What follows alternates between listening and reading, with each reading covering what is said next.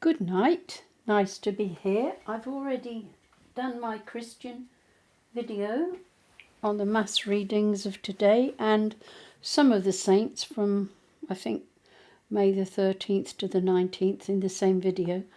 So I didn't have to do two separate ones because the first readings were not long today. I'm going to do chapter 3 and maybe 4 because I don't have any need to introduce more than read what is on the back of the book. For those who don't know, this is a book produced by the MARANATHA Community and presented to the Houses of Lords and the Commons in London, England, in about the year 2011-2012. And these are the statistics. And I did type up this yellow folder to chapter 11, and there's 20 chapters. And then someone, well, Charles Parker, in fact, very kindly sent me this complete. This is the size of what it is when it went to Parliament. And he sent me one in a font that I can read, whereas the book is very hard on the cataracts on the eyes. But I've got my own folder here, which is only up to chapter 11. So I thought, well, I typed it. It is bigger even than that. So I thought I would continue reading mine till I didn't carry on typing. It was really hard work, and it sunk in my brain a lot more than just reading a book. So what I will do is read the back of the book before I begin. But I will say, in the name of the Father, and of the Son, and of the Holy Spirit, Amen. Holy Michael, Archangel, defend us in this day of battle. Be our safeguard against the wickedness and snares of the devil. May God rebuke him, I humbly pray. And do thou, Prince of the heavenly host, by the power of God, thrust down to hell Satan and all the wicked evil spirits who wander through the world for the ruin of souls. Amen. So the back of this book, which is What on Earth Are We Doing to Our Children?, has comments by the first one, Professor Lord Alton of Liverpool, England. Dietrich Bonhoeffer said that the way a nation treats its children is a test of that nation's right to call itself civilized, while Pope John Paul remarked that a country which kills its children is a nation without hope. In Britain, we kill record numbers of children before birth and deprive them of love and proper care after birth. Too many children are robbed of their childhood and face lives of abuse, neglect, abandonment, and despair. Maranatha's heartbreaking wake-up call should lead us all to reflect more deeply on what it is we permit to happen to our children. And as we're in election year, I felt it appropriate to let you all hear this and then select and ask the people who want to be MPs about the contents of this book and what they're going to do to make things better, because I believe things are worse for our children now, especially when you look at women athletes. Their athletic progress is being diluted by men who claim to be women, and they're biologically men, are beating them in every field because they're men. That's another issue. That's not in the book. This is a timely but very disturbing book. This is the words of Reverend Dr. Peter Forster, Bishop of Chester, when this was published. It's a very disturbing book. It should be read by all parents, all those that care, and all who have any responsibility for the care of our children.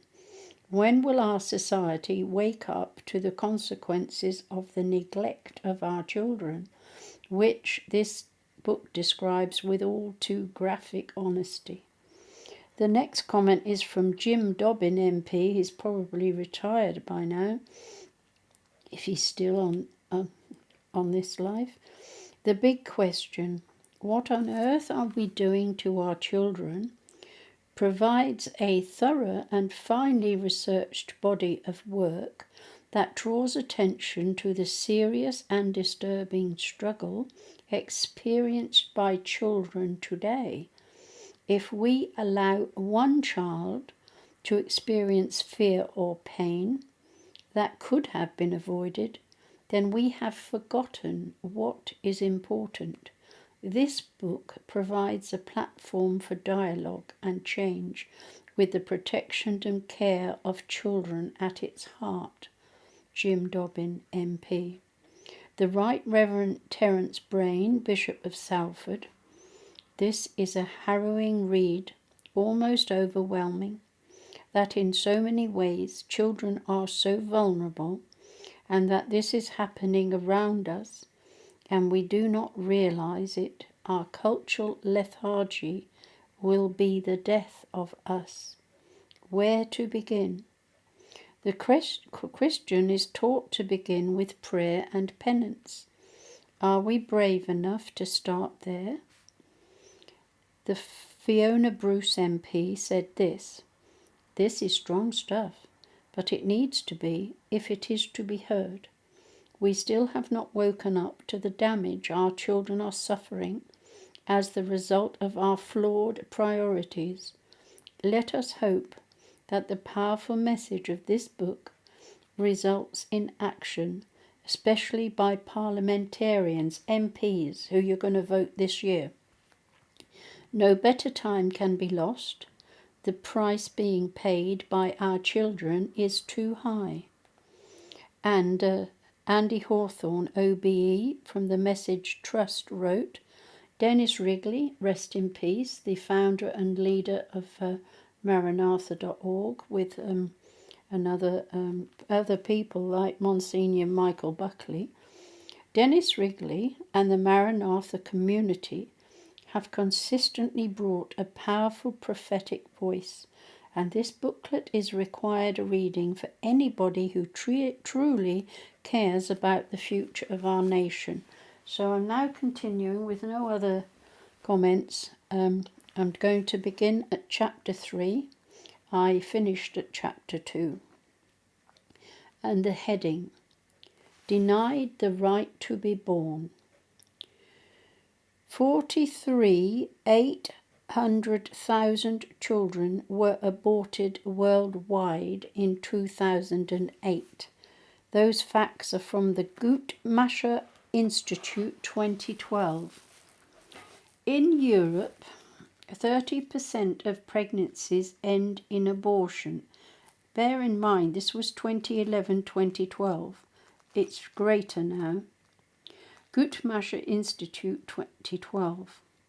There is an abortion every 11 seconds in Europe, equating to 2.9 million every year. The Institute for Family Policy is 2010. In England and Wales, nearly half of conceptions in girls under the age of 18 end in abortion. Between 2000 and 2007, a total of 15 girls aged 10 and 39 girls aged 11 have become pregnant. Daily Telegraph, 8th of February 2010. The Department of Health's abortion statistics report that in 2010 there were 189,574 abortions in England and Wales. NHS News, 14th of May 2012, and we're now on the 15th of May 2024. And the figures are higher, but I'm not the one to research it. The destruction of children in the womb has become a well-established worldwide practice. This is despite the fact that nearly half of all abortions worldwide are considered unsafe. Mothers still die in childbirth. There are 31 abortions for every 100 live births worldwide, and this ratio is the highest in Eastern Europe, with 105 abortions for every 100 live births. The Lancet 2007, which is a medical published by the medical profession. In England and Wales, 22% of conceptions ended in abortion. The Office for National Statistics 2008, with 94% of abortions being funded by the NHS, Department of Health 2009. Abortion has become an ever more profitable activity, with 2010 and seeing the UK's first screening on TV of an advertisement for leading abortion provider, while some abortion charities maintain that they make no profit. The simple fact is, unless they carry out abortions, they do not get paid. The Guardian, 19th of May, 2010. For the first time in history, women have had effective control over their ability to reproduce. Remarkably, the trend for repeat abortion has not diminished, and abortion is increasingly being used as a method of contraception. Figures from 2009 showed that the proportion of all abortions that are considered repeat abortions have increased from 30% to 34% since the year 2000. NHS News, 14th of May 2012. More than 1,000 women or girls underwent at least their 5th termination, including 214 on their 6th, 70 on their 7th, and 48 who underwent the procedure for at least the 8th time. Department of Health in 2009. The current UK abortion deadline is 24 weeks gestation, and today is a day when they voted, but I'm not sure what the result is as I'm recording. With the advancing capability of medical science, more and more babies are surviving being delivered before this cut-off point. The confidential inquiry into maternal and child health, 2008, found that these late abortions have led to as many as 66 babies a year being born alive. We have a dilemma of the contradiction of a baby being delivered prematurely at 22 weeks, receiving maximum life support in one hospital room, whilst in the same hospital, babies of a similar gestation are aborted and dying. One of the largest studies of its type found that women who have undergone an abortion experienced an 81% increased risk of mental health issues. Their results revealed a moderate to highly increased risk of mental health problems after abortion. The British Journal of Psychiatry 2011, 199, 180 and 186. There is also mounting evidence that the unborn child feels pain. and has a memory operating from a very early stage. Large-scale termination of pregnancy is unnatural. The womb should be a place of safety, security, and nurture.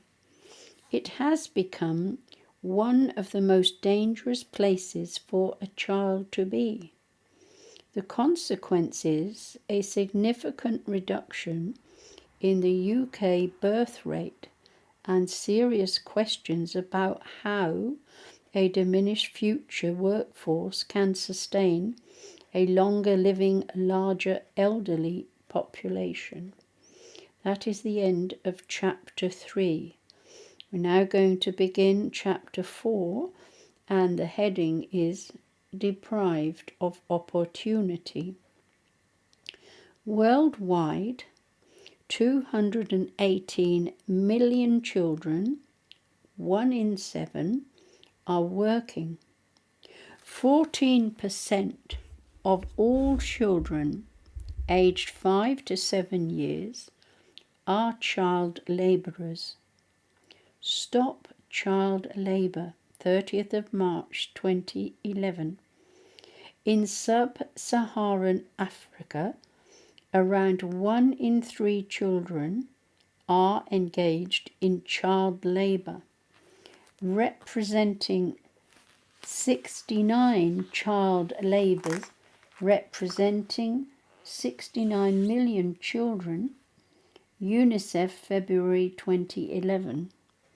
Every year, 22,000 children die in work-related accidents. And International Labour Organization, 2005. The number of 16 to 24-year-olds not in education, employment or training, NEETs in England, NEETS, in England has reached 938,000. This represents 15.6% of this age group. The Department for Education in 2011. The cost of youth unemployment and inactivity in the UK is 155 million per week. The Prince's Trust, 28th of March 2011. Across the world, children are being deprived of education that would enable them to develop their natural potential. Most often, as this is due to the exploitation of children for cheap labour. However, in the UK, increasing numbers of children and young people are suffering through an educational failure. The greatest abuse of a child's right to dignity is that of poverty. Growing up in poverty has a profound impact upon children's health, education, aspirations, and well-being, limiting the extent to which they can realise their full potential and often trapping them in a lifelong cycle of disadvantage and inequality. UNICEF 2011. Children living in the poorest homes and in rural areas are most likely to be child labourers. They are working in mines, working with chemicals and pesticides, or working with dangerous machines. Child labour hinders a child's education, denying them a way to escape their horrendous situation and build a better future. UNICEF, 30th of March 2011. Today, throughout the world, around 215 million children work, many full-time. They are denied the chance to be children. More than half of them are exposed to the worst forms of child labour, such as work in hazardous environments, slavery, or other forms of forced labour. Illicit activities including drug trafficking and prostitution, as well as involvement in armed conflict. Those facts came from International Labour Organization, 13th of April 2011. Child labourers are cheaper and more malleable than adults.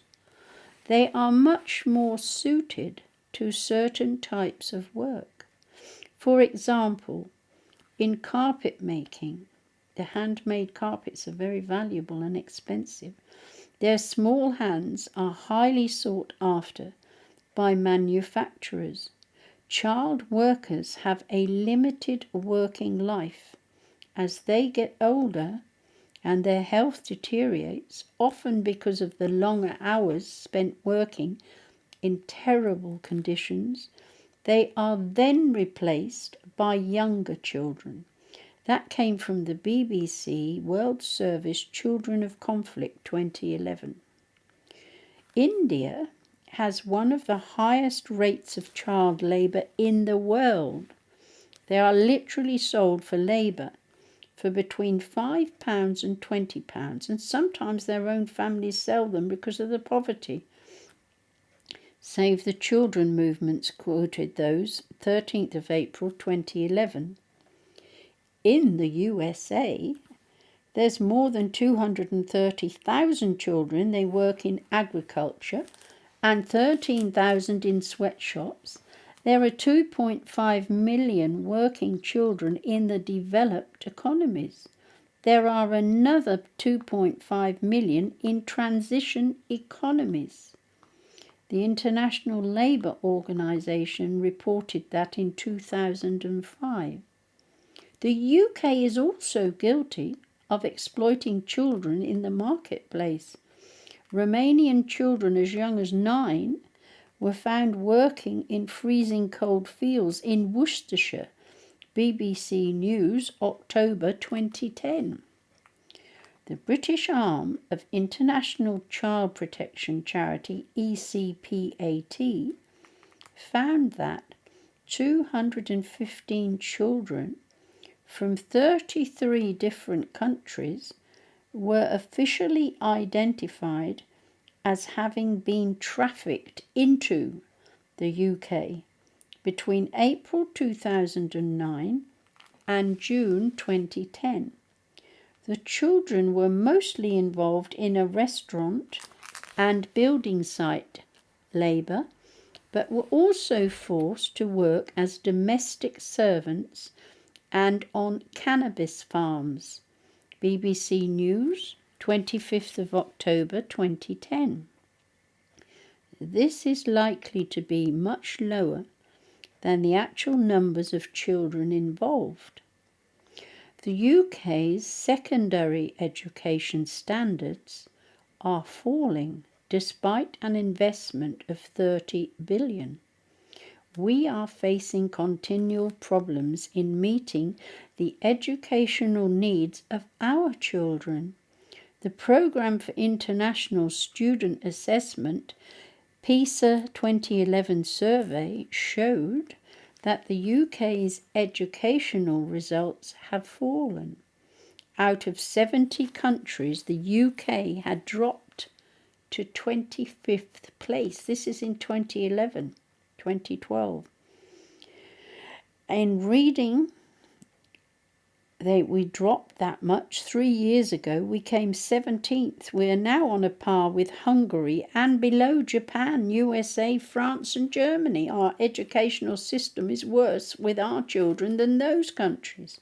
1 in 4 11-year-olds is leaving primary school without a proper grasp of the 3 R's. The government league tables show that 112 1,600 pupils failed to reach the minimum standard in English and maths. Excuse me a moment, sorry. Oh dear. Oh, sorry. Better have a sip of drink, I think.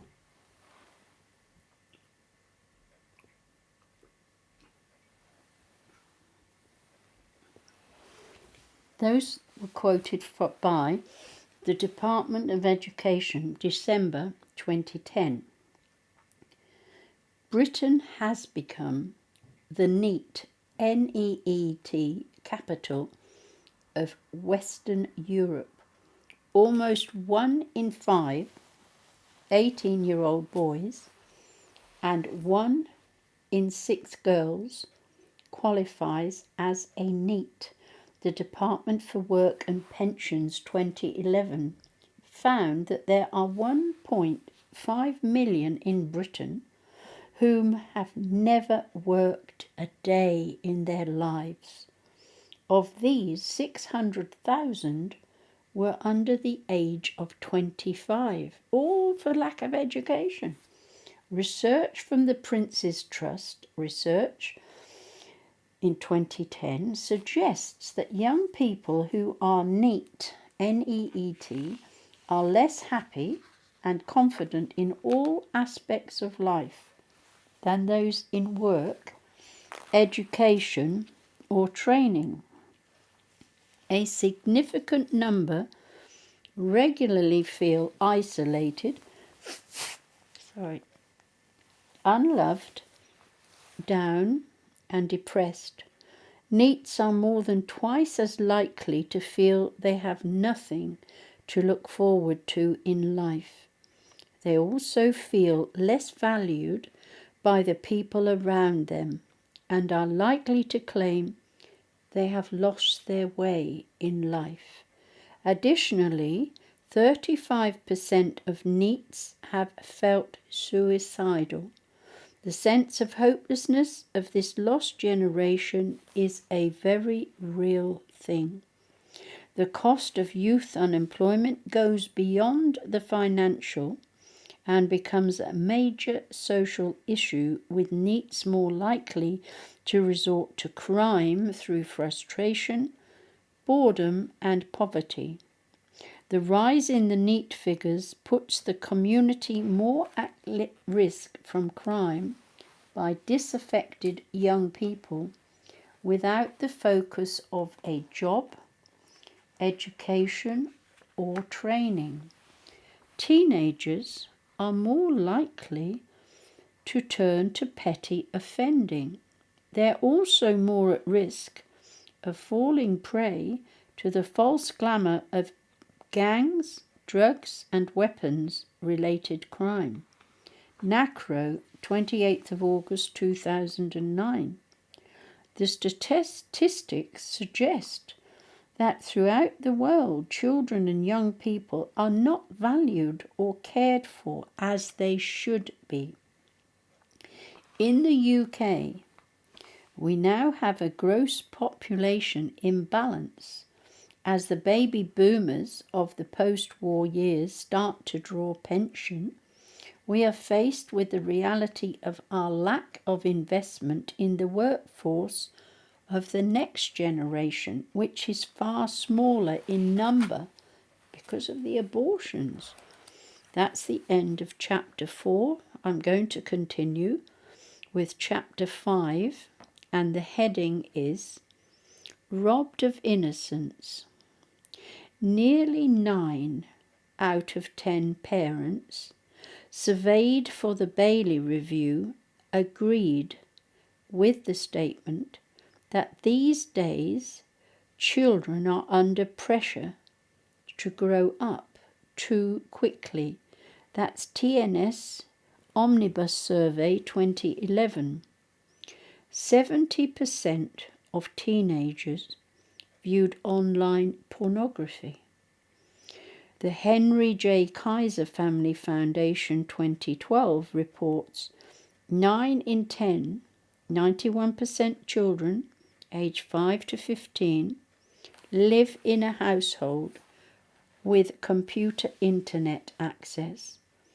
Ofcom 2011.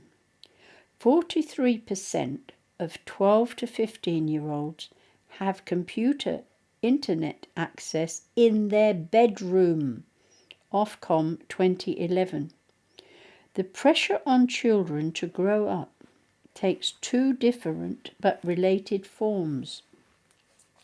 The pressure to take part in a sexualized life before they are ready to do so, and the commercial pressure to consume the vast range of goods and services that are available to children and young people of all ages. Letting the Children Be Children, DFE 2011. The world is saturated by more images today than at any other time in our modern history. Behind each of these images lies the message about expectation, values, and ideals. Women are revered and rewarded for their physical attributes, and both boys and girls are under pressure to emulate polarized gender stereotypes from the younger and younger age. That's Papadopoulos L. Sexual Isolation of Young People, February 2010. Sexual media can encourage girls and young women to see themselves primarily in sexual terms and to equate their worth and appeal within an extremely narrow standard of physical attractiveness. It also teaches young women that they only have value as an object of sexual interest. Their self-image then becomes increasingly sexualized as they measure themselves against distorted portrayals of beauty and desirability. That's from the American Psychological Association in 2007. And it said, when I was 11, I read a teenage magazine for the first time. And that is when it's kind of clicked. There's a confusion here with the typing. Sexual media can encourage girls. I've read that bit. Yes. I should be like this, and that says the Mental Health Foundation 2008. Celebrity worship is endemic in today's society. The role models of children today are media-hungry, fame-addicted celebrities who are valued for their sex appeal and given columns, inches in proportion to how badly they behave. The plastic surgery industry has exploded with the younger and younger people using surgery in the pursuit of the ideal body. The social pressures on our young are significant. The eating disorder charity BEAT has estimated that there are 1.6 million people in the UK with eating disorders, with children showing symptoms as young as 6. Disturbingly, young people are reporting that they get much of their sex and relationships education from pornography. This is primarily via the internet, where it is mostly uncensored and unrestricted. Internet access is no longer restricted to a computer. Mobile phones and other multimedia devices provide constant and often unmonitored access to the internet. Family Planning Association gave that report in the 3rd of May 2011 and the following. Sexual abuse is now recognized as being all too common in our society today. While most people associate sexual abuse with incest and child molestation, there are other, more subtle, unrecognized forms which have a very negative and long-term psychological effects. The exposure of children to pornography and adult sexual behavior is also abuse. California State University, 28th of March 2011. Most internet porn is viewed unintentionally. 38% of children have seen a pornographic pop-up advert whilst doing something else. 6% have accidentally found themselves on a porn site when looking for something else. 25% have received pornographic junk mail. 1/3 of 9 to 19-year-olds internet users have received unwanted sexual comments online or by text message. Only 7% of parents are aware that their child has received sexual comments online. That's UK Children Go Online Project 2005.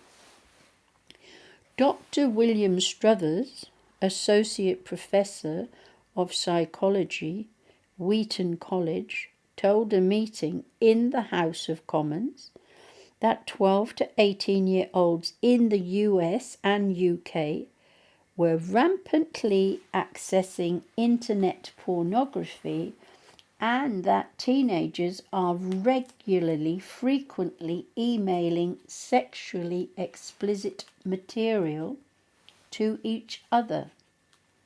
This behavior is not restricted to boys. Dr. Struth has stated that 67% of men and 49% of women see pornography as an acceptable outlet for sexuality.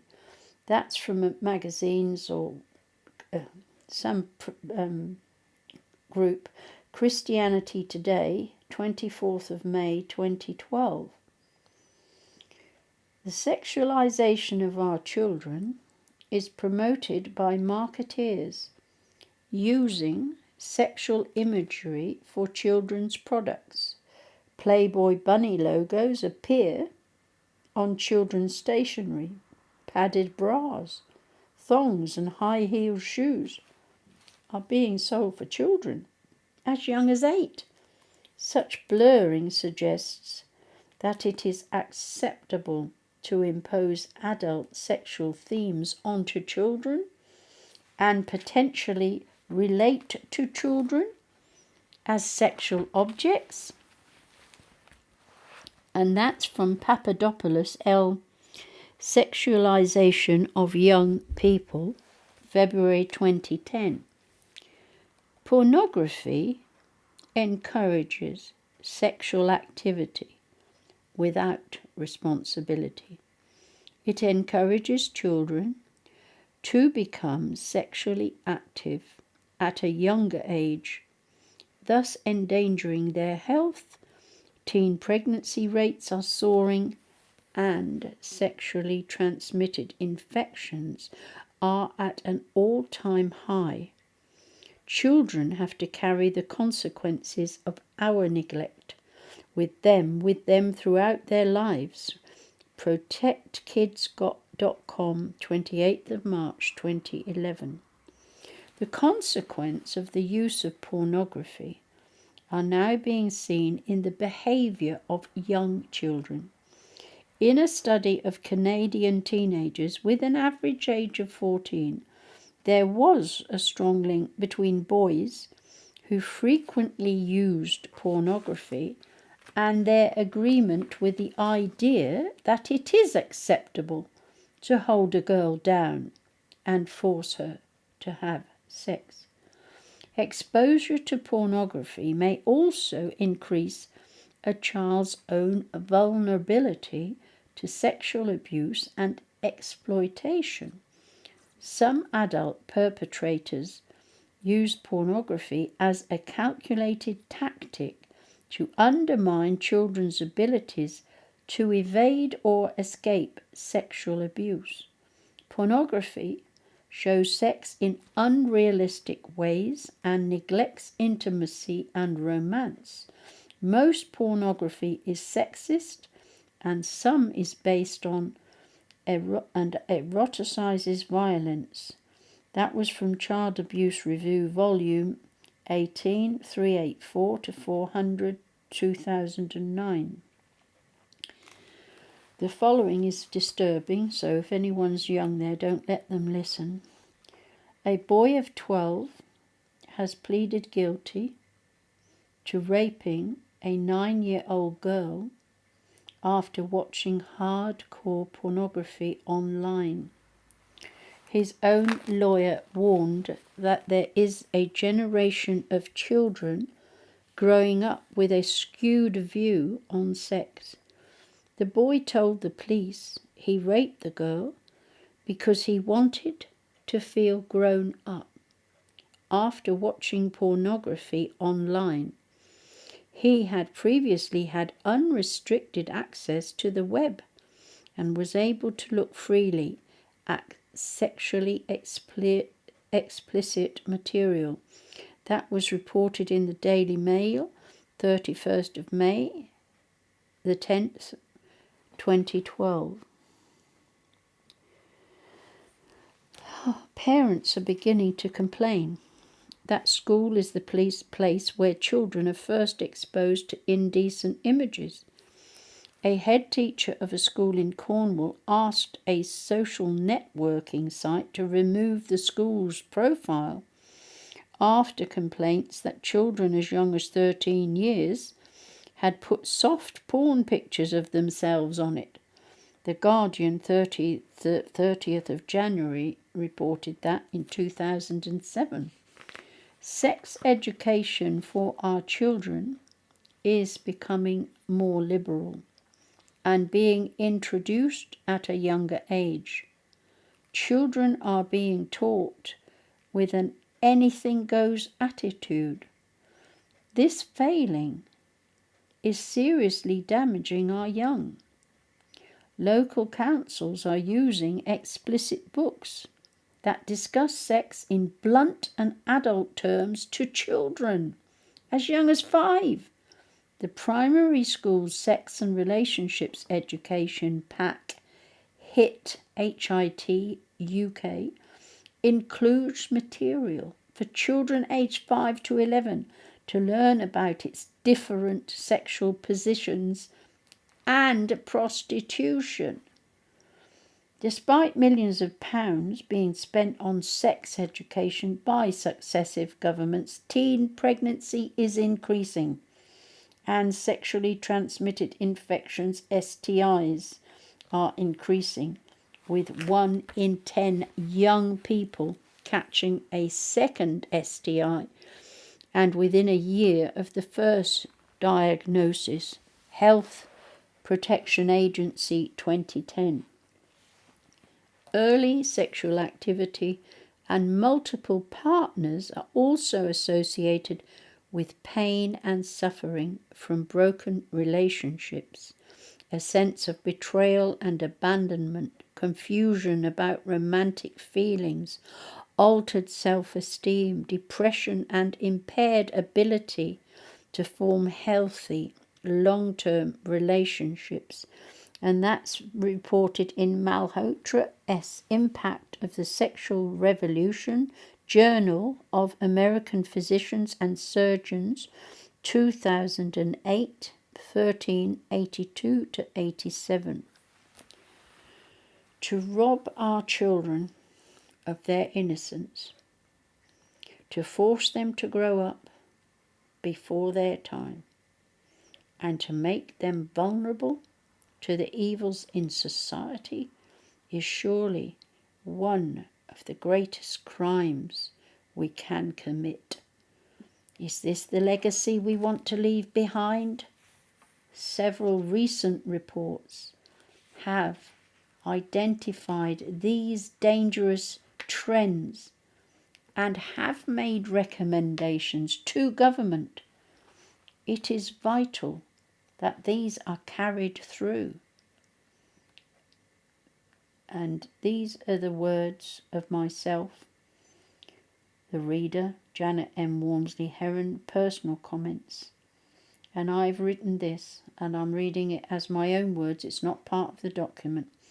And in April 2024, it is worse now for children, as I'm typing this from 2011, on the 10th of April 2024. My little grandson Abraham is 9 today, and his mum and his auntie, Ragda, who were born in Palestine, Gaza, say the lifestyle before this current war would be nothing like what I'm reading from this book. It would not happen there.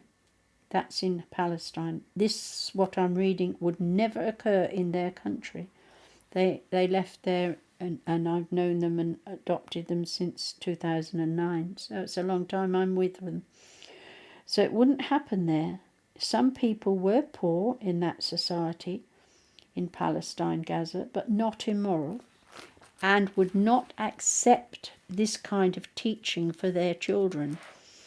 And the mum of the 2 boys is fighting Camden Council about what they're teaching her little boys. One's 5, just now in March 26th, and the other one, 10th of April, was 9. And they're not accepting it. And since then, they've had in-runs with Ofsted and all sorts, and she's taken them away at that time for homeschooling, but she's now let the boys choose Catholic education in 2 different Catholic schools. They're going to be educated. So because they're not accepting, until they get hit by the government, they're not accepting those kind of teachings. And there may be many more people do that in the future. They don't want their children being taught these things. So I will continue for a bit longer. I'll continue with chapter 6, and the title is Poisoned by an Adult World. Yes, so they're my grandsons, and I have one with my son, Jude, and I don't know what goes on in their school. But I'm sure Catholic schools will continue to try and fight the system that exists. Over the past 10 years, there has been a 67% increase in the number of children born addicted to drugs in the UK, with 1 in 500 babies needing treatment for withdrawal. That's from the British Association of Perinatal Medicine in 2009. You can imagine what it is now. 15% of children in England report being regular smokers. Cancer Research UK 2011. The estimated cost of hospital treatment for underage drinkers in England is thought to be about 19 million a year. Alcohol Concern 2010. Children in the womb and newborn babies are among the most vulnerable in society. Increasing numbers of children are being exposed to a chemical kosh and environmental pollution from as early as their day of conception. We have become a chemically dependent and careless society, and children are now bearing the physical and mental scars that our adult world has inflicted upon them. Babies born to mothers addicted to drugs or alcohol can suffer severe withdrawal symptoms, including breathing problems and convulsions, and more prone to sudden infant death syndrome. These distressing symptoms can last many weeks, and exposure to drugs in the womb can lead to serious health problems in later life. In just 1 year, a total of 350 babies were born to addicted mothers in Manchester, UK, Fife and Bradford alone. The increase in withdrawing babies is a reflection of the number of women abusing drugs and alcohol. Professor David Field, president of the British Association of Perinatal Medicine, said in the mid-1990s, you rarely saw these babies, but now there is always one on the ward who is withdrawing, and the numbers will grow as the rates of addiction continue to grow. Most women that we see tend to be on heroin or methadone or both. That's the Addiction Today June 2009 report. The long-term health implications and risk of addiction and premature death from drinking at an early age are serious. Alcohol Concern states that alcohol contributes to 5% of deaths in young people, 1.4% more than in the adult population. They go on to say it is a significant problem for the UK. The UK also has the highest rates of teenage alcohol-related injuries in Europe. Underage drinkers drink approximately the equivalent of 6.9 million pints of beer, or 1.7 million bottles of wine each week, with an estimated 630,000 of them 11 to 17-year-olds drinking twice or more per week. That's from Right Time, Right Place 2020. A 3-year-old child has become the youngest person in Britain to be admitted to hospital to be treated for alcohol addiction. The child was given alcohol regularly for at least 6 months before admission to hospital, creating a dependency. This child was one of 13 young children who were diagnosed as alcoholic by the Heart of England NHS Trust between 2008 and 2010. In the same period, 106 teenagers aged 13 to 16 years were also treated for their addiction to alcohol. That was on the Independent 14th of March 2011. Binge drinking has become habitual for many young people in Britain. 21% of pupils interviewed in England aged 11 to 15 years reported drinking alcohol in the week prior to interview, with 56% of them claiming to have drunk alcohol at some point in the past.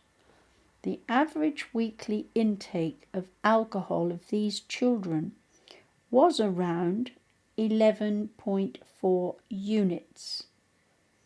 Statistics on National Health, NHS, reported that in 2007.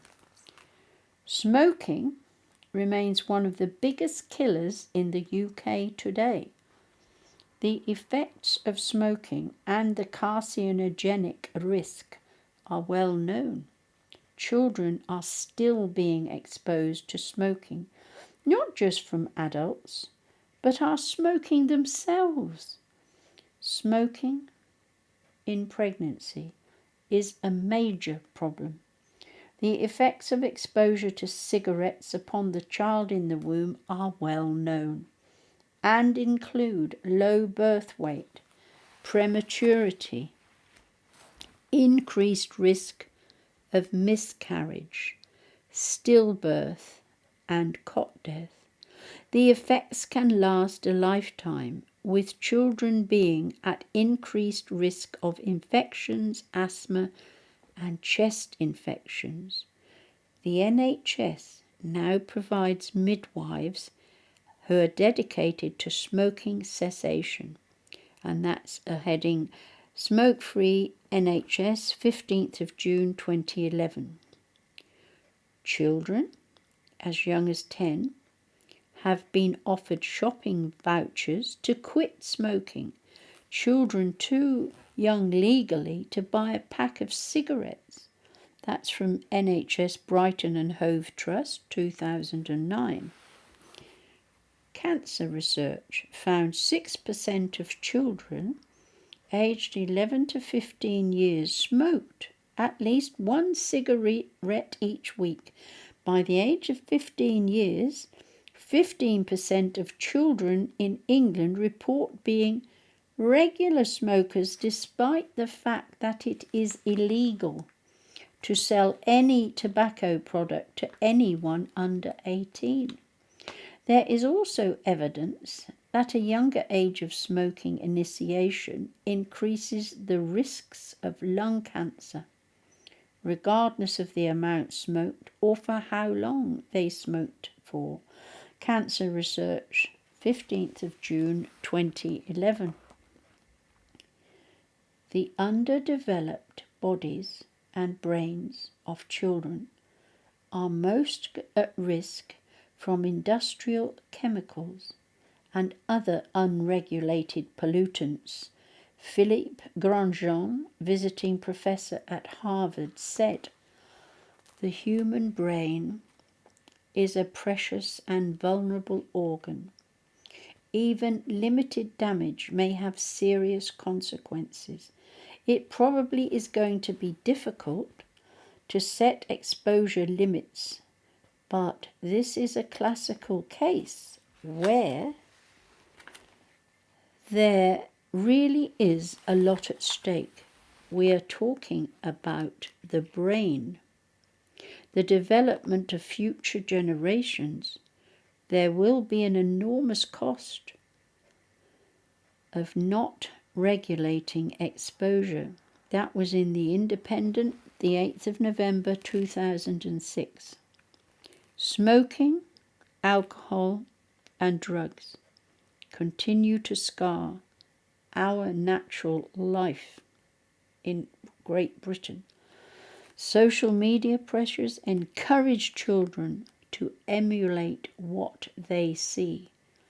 The pursuit of profit has left very little room for conscience, leaving our children exposed and vulnerable to a toxic environment.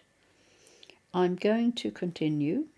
The next heading is Chapter 7, Poisoned Minds by What They See. This will probably be the last that we'll see.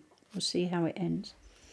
60% of parents in the UK think that children are able to see inappropriate content before the watershed hour, and 80% of parents thought video games and films easily accessible to children featured too many violent or sexual themes. That's from the Mothers' Union in 2010, so it must be worse now.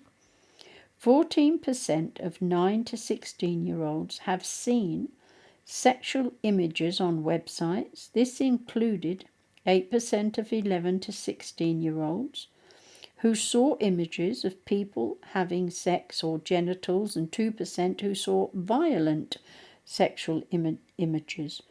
And 32% of all 9 to 16-year-olds who had seen sexual images said they were upset by them. That was EU Kids Online 2012. So nobody took any notice of the parents, because you can't tell me that there's not good parents. There are good parents. But how do they protect their children? Chuck the telly out the window, I would, and monitor the internet. Don't let them watch anything alone. That's a bit difficult, though, when they've got it in their bedroom. I wouldn't let them have it in the bedroom. Sorry about that. But I wouldn't. Then they couldn't see anything that I didn't know they were seeing. 60%, and they can't sleep properly, 60% of people believe that young people self-esteem is damaged by the media's negative coverage of their age group, and 69% agree that violent video games make children more aggressive. Excuse me, I'm sorry. Oh, that's from the Children's Society in 2008. It is estimated that around a third of 8 to 11-year-olds have watched at least one adult movie. So what's an adult movie? But nothing but verging on pornographic, I would imagine, because I don't have a television. I don't watch those sort of things. I wouldn't if I would never want to. But I'm not a prude. I've lived my life and I know what's right and wrong, and all this that I'm reading is very, very distressing. And it's worse now. This is the whole thing, why you've got to know who you're voting for when there's an election. So it is estimated that around a third of 8 to 11-year-olds have watched at least one adult movie. The National Viewers and Listeners Association estimate that children watch more than 1,000 shootings with guns on a television each year. And that's the Times Educational Supplement Online, 1st of July 2011. If you came and you found a strange man teaching your kids to punch each other, or was trying to sell them all kinds of products, you would kick him right out of the house. But here you are. You come in and the TV's on and you do not think twice about it. Jerome Singer, Yates Psychology Faculty, 16th of June 2011. Wise words. Traditionally, children were socialised by parents. Well, we did that with ours. Peers, religious, educational institutions. However, many studies have shown the media, especially television, is playing an increasingly important role in the socialisation of our children today. Media and Communication Studies 2010-6.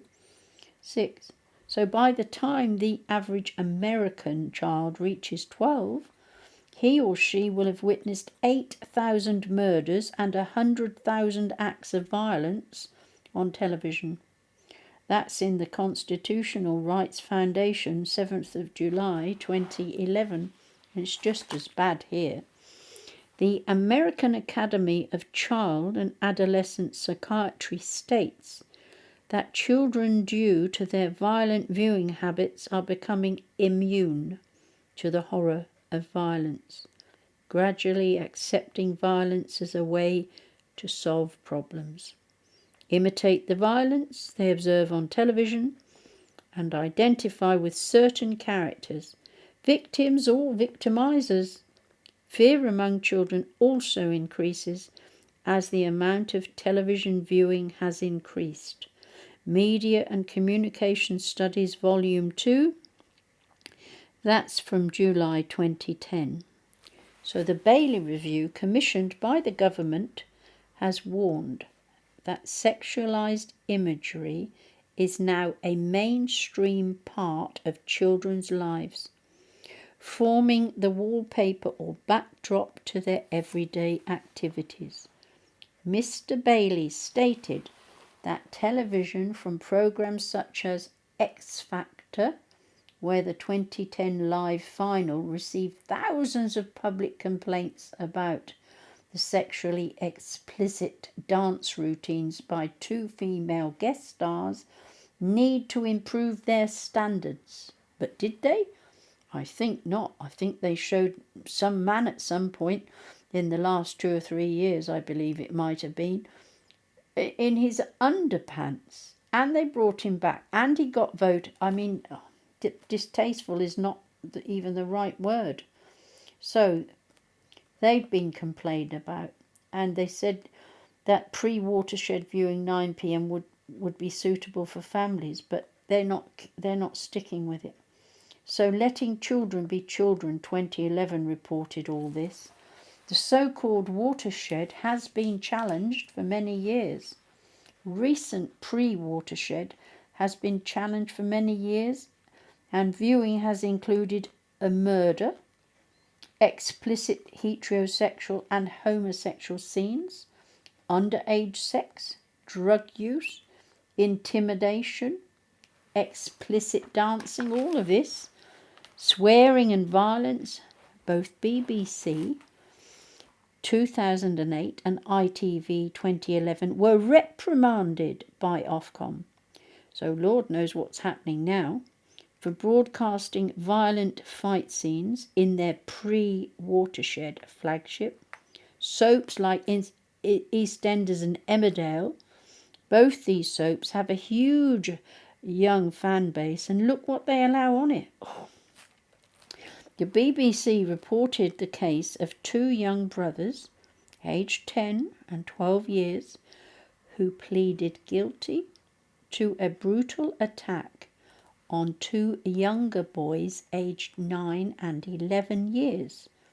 During the attack, the older boy had a sink dropped on his head.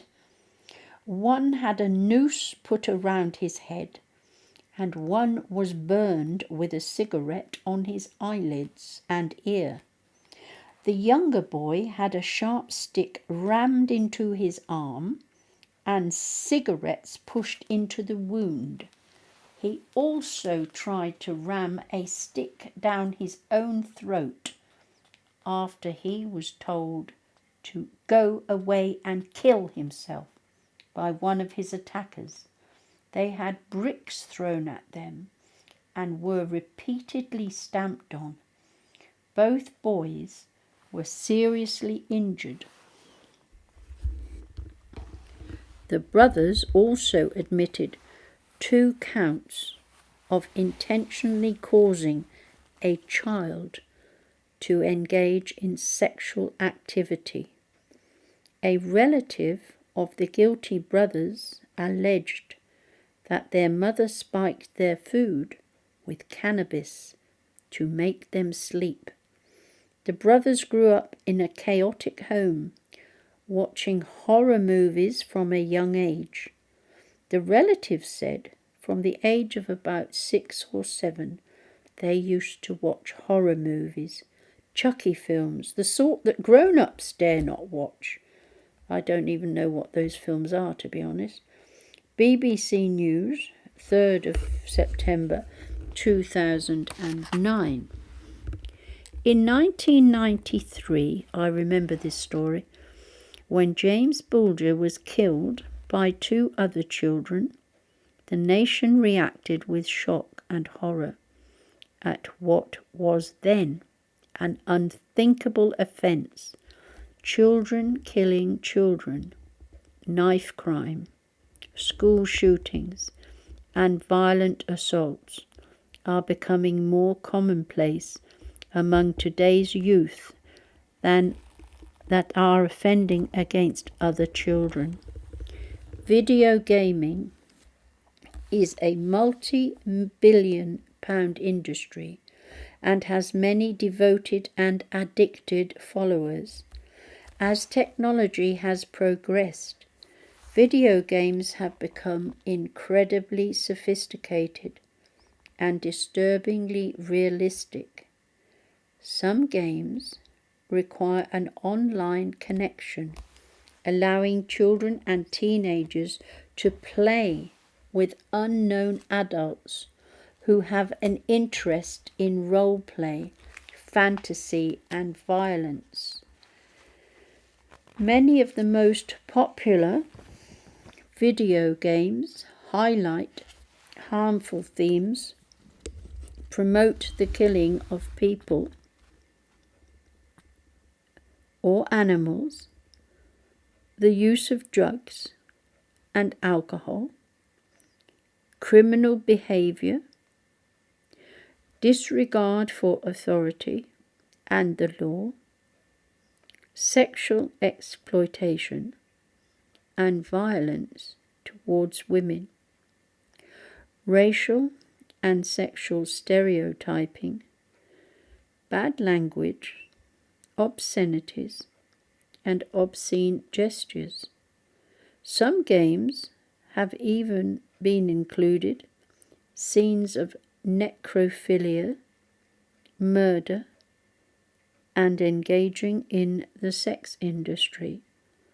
Children can become addicted and obsessed with video games, which can create problems for leading to poor social skills, isolation from family, lower educational achievements, exercising less, becoming overweight and aggressive, thoughts and behaviors. American Academy of Child and Adolescent Psychiatry wrote all that report, 16th of June 2011.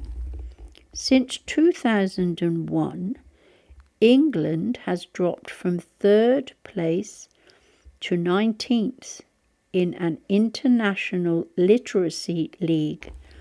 Over the same period, there has been a sharp rise in the amount of time children are spending in front of a screen, with 1/3 of 10-year-olds spending 3 hours or more each day playing on computers.